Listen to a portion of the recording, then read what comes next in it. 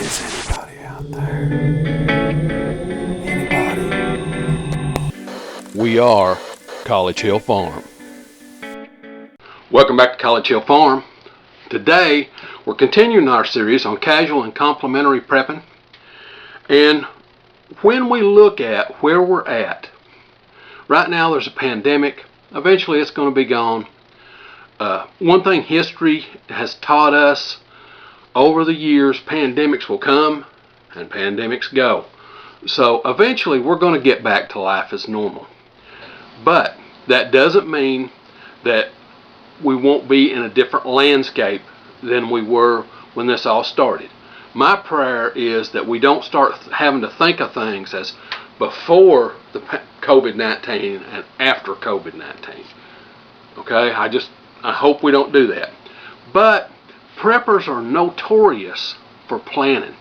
Now, if you've never prepped before or you've never homesteaded before, for me, prepping is as much about homesteading as anything else, because the old Appalachians survived by what they grew, what they raised, the animals, all that. They lived by those methods. And if you want to do that kind of thing, if you've got the dream, and now hope is the number one thing, if you've got the dream of finding your own place, what we want to talk about today is to help you find and plan for your perfect homestead. As you plan for your perfect homestead, you have to look at a whole lot of different things. Now, I don't want you to think, well, I've never homesteaded before, I can't do this. It's quite easy. You can do it. It's a lot of work, but you can do it. Now, Crystal and I, we've lived rural our entire life, our entire married life, and I lived rural before that. But now, my mom and dad, when I was a baby, I was born in Harlan County, Kentucky, but they had to leave. They went to Detroit in the 60s because work was so bad in the Appalachians at that time. Dad would get up at 4 o'clock in the morning and get home at 10 or 11 o'clock at night hauling coal, but he couldn't get enough coal to make a living at. So we left and went to Michigan, Detroit, up the Hillbilly Highway. We went to Detroit. We lived up there about 7 years, and then we came back to Appalachia because that's what most hillbillies do. You know, they go away for a little while, then they come home. That's just what they do. But we've lived rural all of our life. We've raised big gardens. We've raised animals, different stuff. So I want to let you in on some of the things that you should be looking for when you're looking for your perfect homestead. So let's get started with those. One of the first things that you should do if you want to do a homestead, that means you want to raise animals, you want to raise a big garden, you want to be more self-sufficient, which a lot of people are finding is what they would like to do after this SHTF. Is this a Shuki hits the fan? Yeah, it is. But it's like I said, it's going to go away. So if you want to be more sustainable, you've got to start planning for that. One of the first things that you have to look at when you start planning, now you're going to go to places like Zillow and LandWatch and Realtor.com and all of these places to look for properties that you might want to buy to become your homestead. Well, there are some things that you really need to look at. Number one, first and foremost, if you want a homestead, you really would like a property that's not zoned. Now, there are counties where they zone properties agricultural, but you have to have 10 acres, and there's a whole bunch of stipulations in a zoned county. So you need to look at your county, state, and region that you're interested in before you jump on your homestead. Little or no zoning is better, and I'll explain about how you plan for the future and that zoning stuff too, because that stuff doesn't happen in a vacuum. It'll happen all around you. So let's talk about some things. The very first thing you need to consider, of course, is zoning. The second thing you need to consider is, do I want to make a living off my homestead? Now, making a living off a homestead is not as simple as you might think. There are a lot of things that go into that. Let's take a good example. Let's say you're raising chickens and you've got a homestead and you want to sell eggs. Well, if everybody around you is raising chickens, you're going to have a hard time selling eggs. All right? Does that make sense? So think about the things that you need to do about whether or not you need to live off your land, or if you're going to work outside, or if you're retired. Crystal and I, when we came here, we were retired. We had put in our time. We had our retirement set. If you can do that, that's a great way to start homesteading, except starting homesteading at 50 can be a little tough. But we had already done so many of the things that we do here on the homestead before that it's not that big a deal. As you age, you need to look at the medical facilities available. Now, where we lived before, we lived exceptionally rural. In southeastern Kentucky, we had a hospital about 15 or 20 minutes away from us, but that hospital was not a large hospital. You weren't going to get open heart surgery there. You weren't going to get, if you were in a trauma, or if you had a stroke, or if you had an emergent heart attack, they were going to ship you out of there. They were going to check you, ship you. You know, either in a helicopter or an ambulance. That was what was going to happen.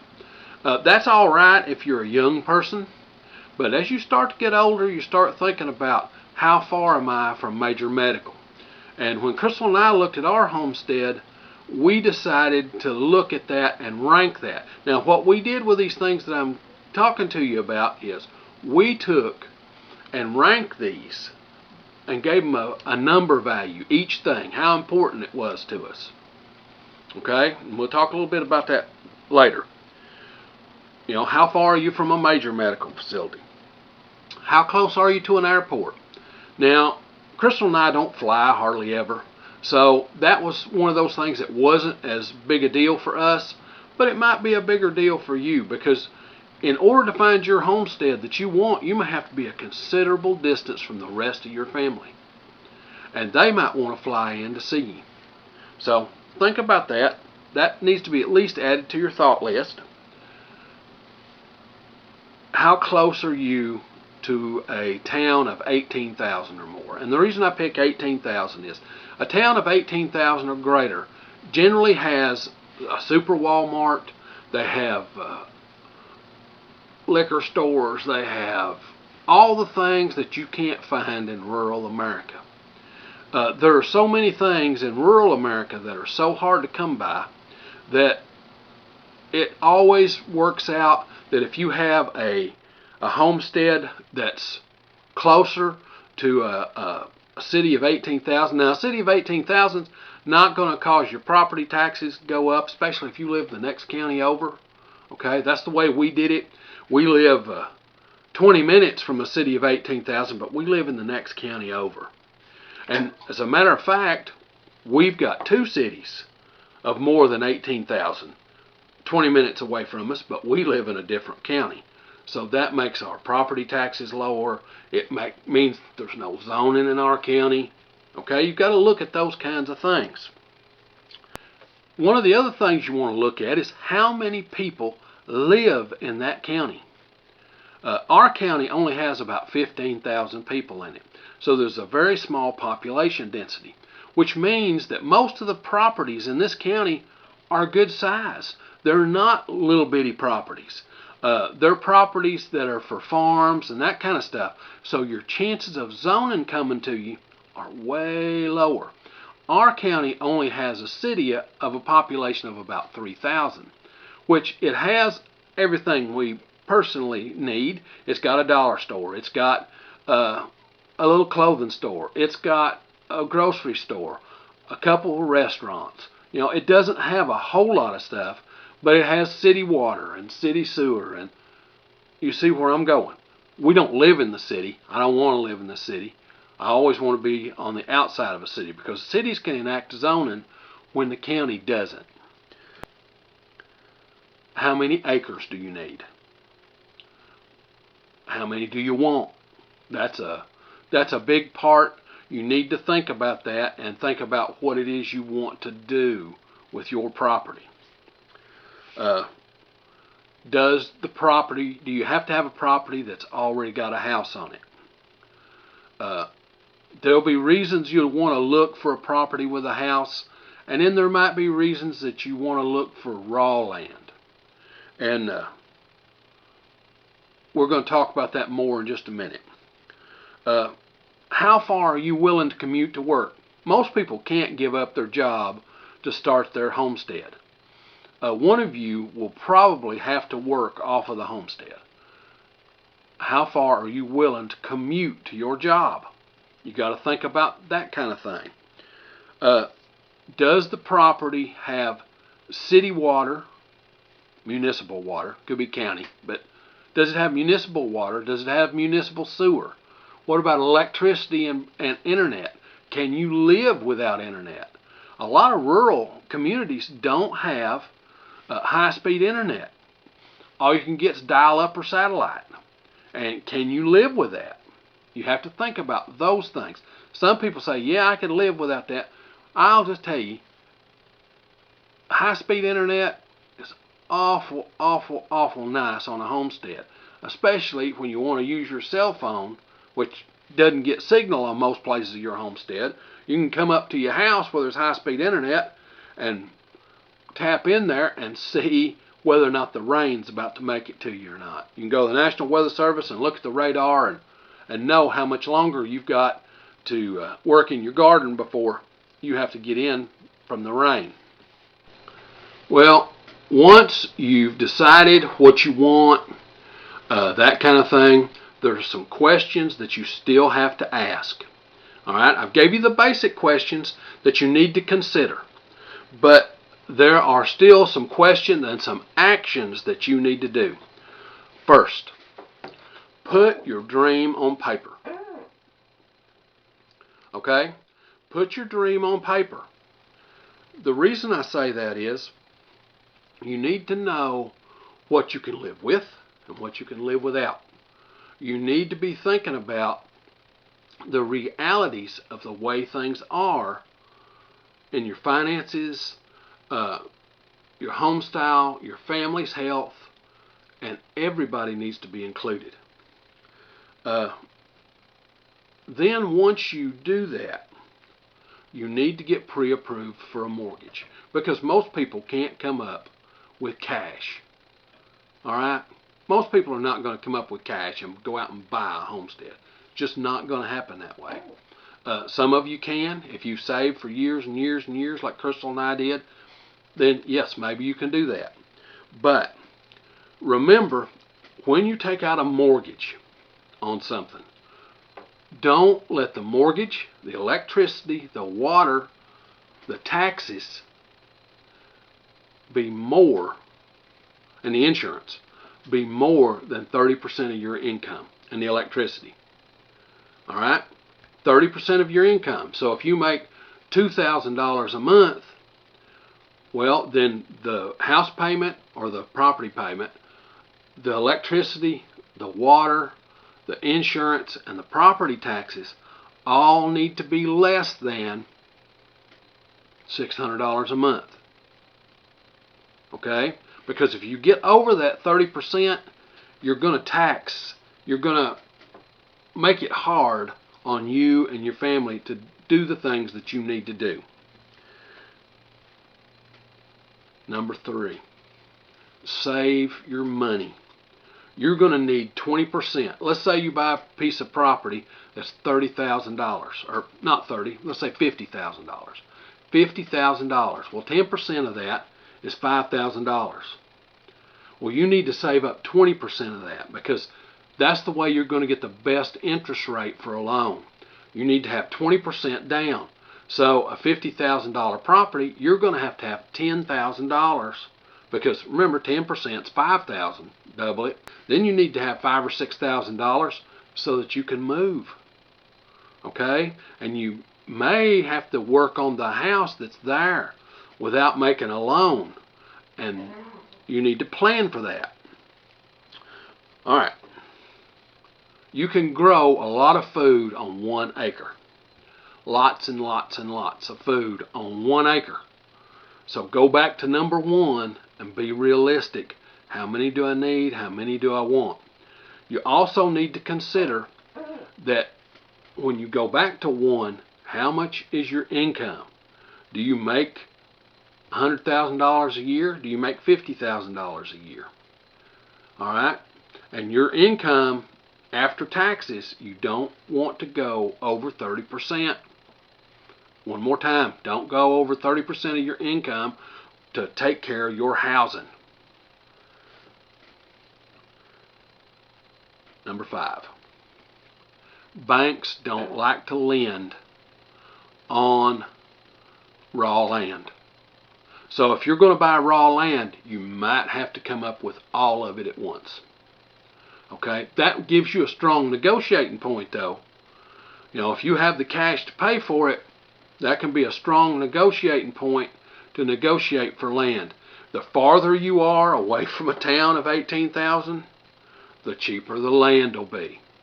The closer you are to a major town, the more expensive the land's going to be. That's just the way life is. Repairs and modifications.